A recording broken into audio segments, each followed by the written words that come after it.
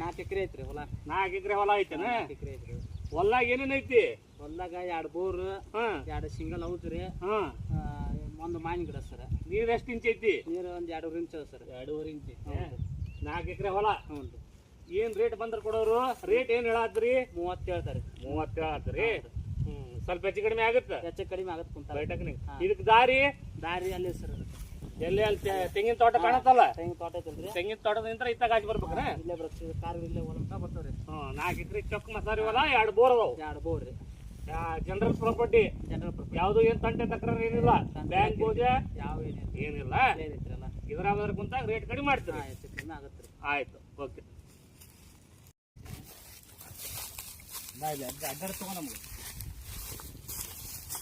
ಹೊಲ ಎಷ್ಟು ಹೊಲ ತೊಗೊಂಡ್ರಿ?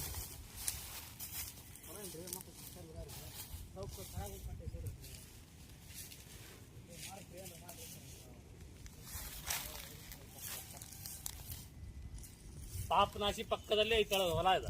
ಪಾಪನಾಶಿ ಪಕ್ಕದಾಗ ರೀ.